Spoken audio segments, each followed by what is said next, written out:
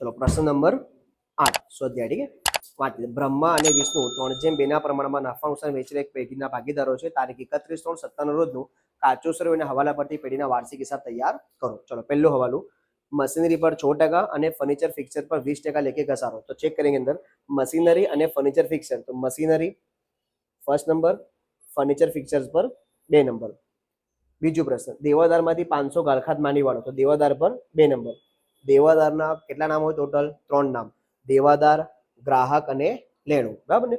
એના પછી બ્રહ્મા અને વિષ્ણુને અનુક્રમે 5000 અને 4000 વાર્ષિક પગાર આપવાનો છે. તો બ્રહ્મા અને કોણ છે? વિષ્ણુ. પગાર તો ચેક કરો અંદર બ્રહ્મા અને વિષ્ણુને પગાર આપેલ છે.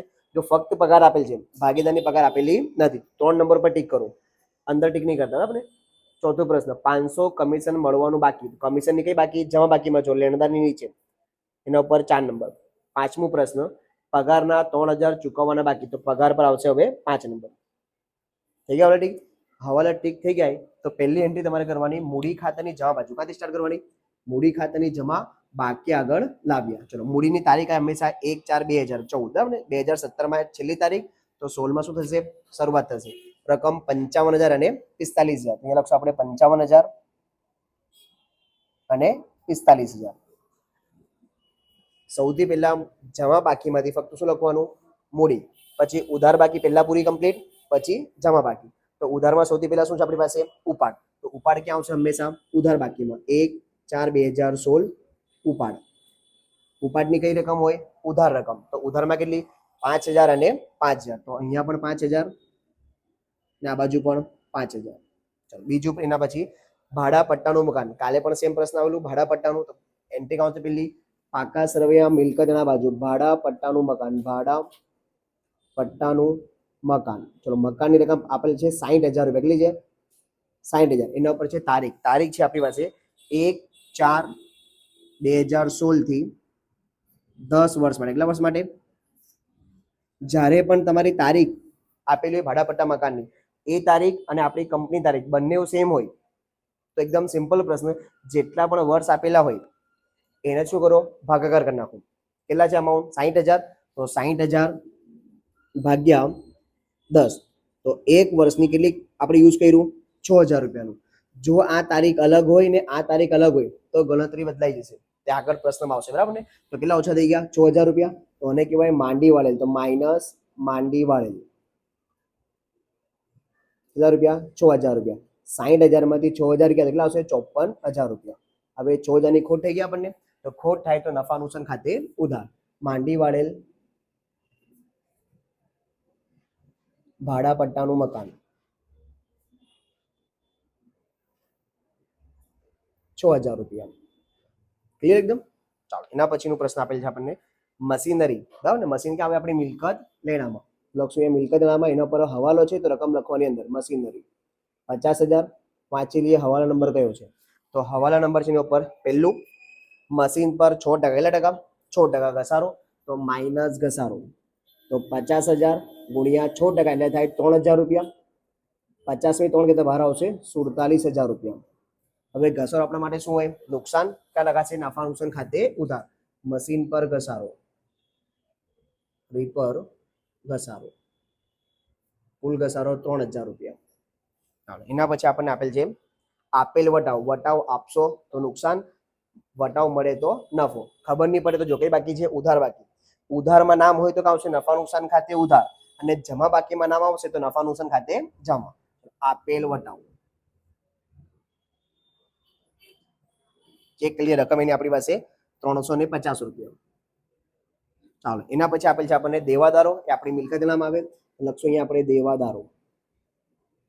રકમ છે એની વાત છે આપણી 40000 રૂપિયા. એના ઉપર છે હવાલો. તો રકમ ક્યાં લખવાની? ઇનર કોલમમાં. હવાલા નંબર આપણી પાસેનું છે બીજો નંબરનો.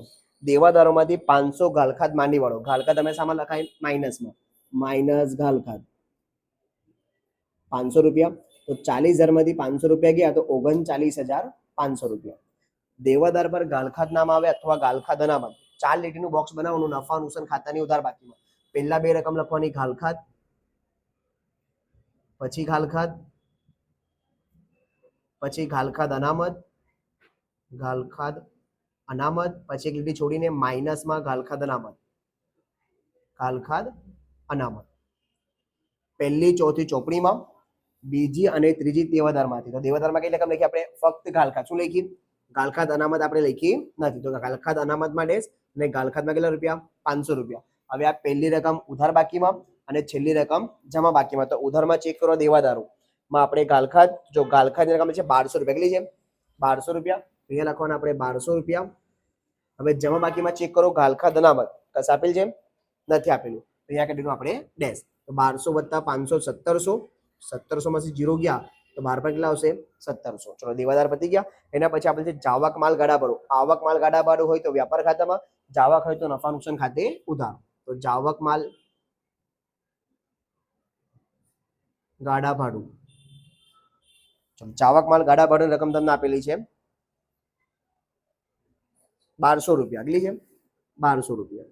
ચાલો એના પછી આપેલ છે આપણે ફર્નિચર અને ફિક્ચર. એ આવશે આપણી મિલકત લેણામાં. ફર્નિચર અને ફિક્ચર્સ એની રકમ આપેલી છે આપણને 5000 રૂપિયા. વાંચેલી હવાલો નંબર એના પર હતો. પહેલો હવાલો ફર્નિચર ફિક્ચર પર 20% લેખે ઘસારો. કેટલા ટકા? 20%. ઘસારો હંમેશા માઇનસમાં, માઇનસ ઘસારો.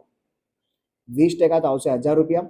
5000 માંથી 1000 રૂપિયા ગયા તો બાદબાકી આવશે 4000. ઘસારો આપણા માટે શું હોય? નુકસાન. નુકસાન ક્યાં આવશે? નફા નુકસાન ખાતે ઉધાર. ફર્નિચર પર ઘસારો કેટલા રૂપિયા? 1000 રૂપિયા. ચાલો એના પછી પ્રશ્ન આપેલ છે આપણને પગાર. પગાર પણ ક્યાં આવશે? નફા નુકસાન ખાતે ઉધાર. એના ઉપર હવાલો તો રકમ લખવાની અંદર. પગારની રકમ આપણને આપેલી છે 7500 રૂપિયા. ચલો હવાલો વાંચી એના ઉપર કયો છે? હવાલા નંબર છે આપણી પાસે 5. શું લખ્યું છે? પગારના 3000 ચૂકવવાના બાકી. બાકી શબ્દ શું હોય? ચૂકવવાનું બાકી. બાકી માટે નિશાની કઈ હશે? પ્લસ વાળી. અને અગાઉથી હોય તો શું આવશે? માઇનસ. તો વત્તા ચૂકવવાનું બાકી. ચૂકવાનું બાકી કેટલા રૂપિયા? 3000 રૂપિયા. તો 7500 + 3000 એટલે કે 10500. ચૂકવવાની બાકી આપણા માટે શું હોય? જવાબદાર તો કાં લખાશે? મૂડી દેવામાં. લોકો અહીંયા ચૂકવવાનું બાકી શું છે? પગાર. ચૂકવાનું બાકી પગાર કેટલા રૂપિયા? 3000 રૂપિયા. ચાલો એના પછી પ્રશ્ન આપેલ છે આપણે ગાલખાદ ઓલરેડી બોક્સમાં લખાઈ ગયું આપણી પાસે. એના પછી આપેલ છે લેણી હુંડી. તો લેણી હુંડી ક્યાં આવે? મિલકત લેણામાં. દેવાદાર હોય ને ત્યાં જ લેણી હુંડી લખવાની. તો લેણી હુંડી ચેક કરી રકમ એની આપણી પાસે.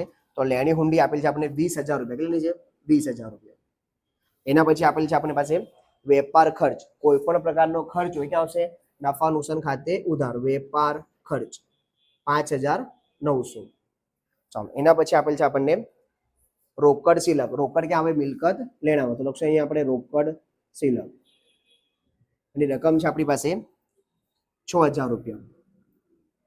પછી છેલ્લામાં લખેલું છે સ્ટોક. હવે સ્ટોકમાં તમને આપેલી છે તારીખ 31/3. 31/3 હોય તો આખરી સ્ટોક, 1/4 હોય તો શરૂઆતનો સ્ટોક.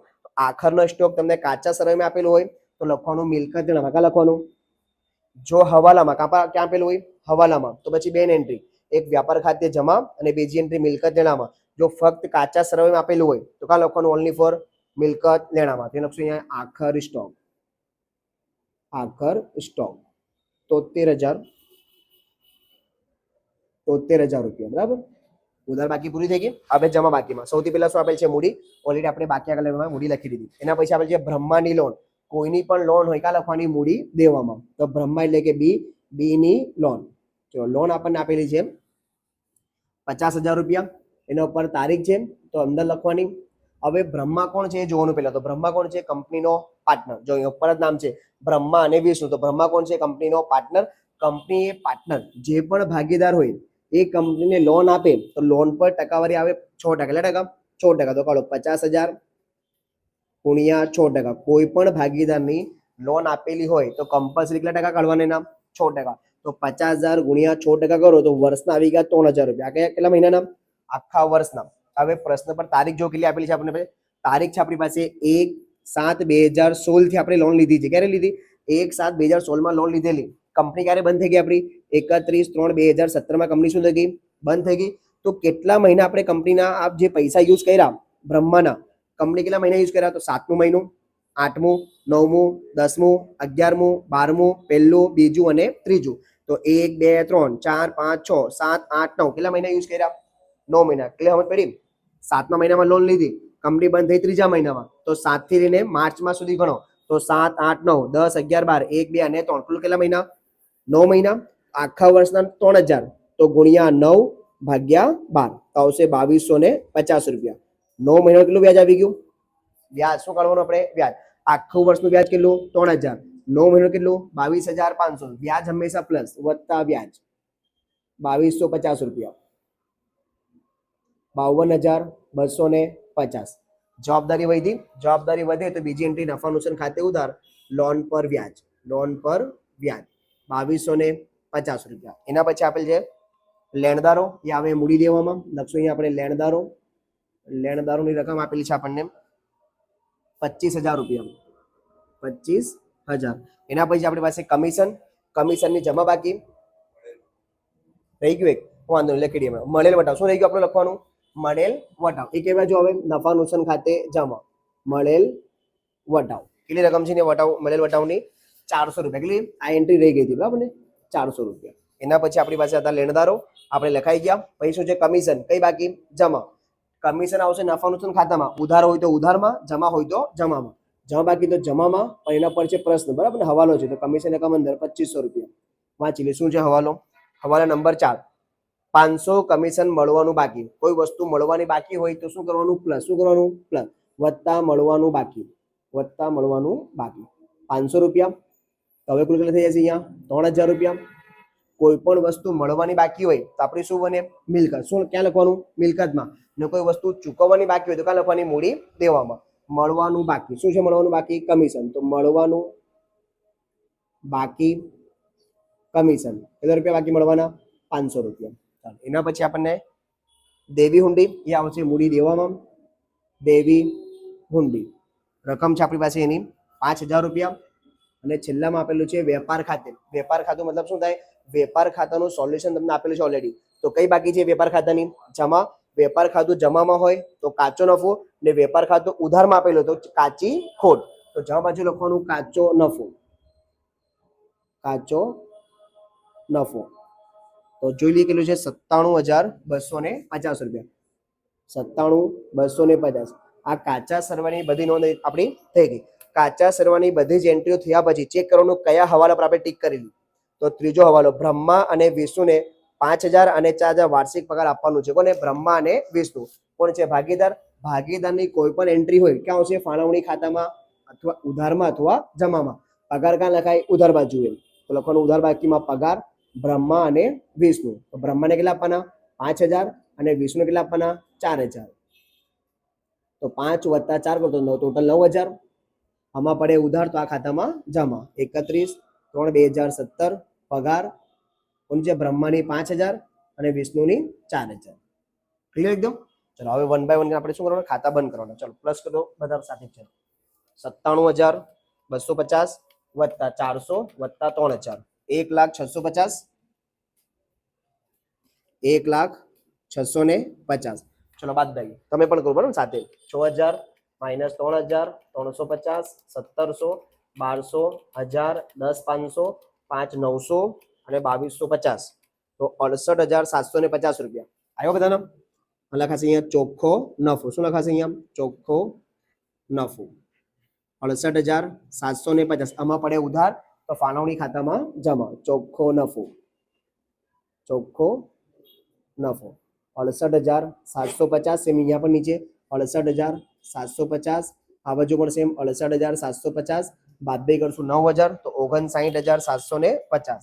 59,750 વહેંચણી પાત્ર નફો. વહેંચણી પાત્ર નફો. આ નફો વેચાઈ જાય છે ભાગીદારો વચ્ચે બ્રહ્મા અને વિષ્ણુ.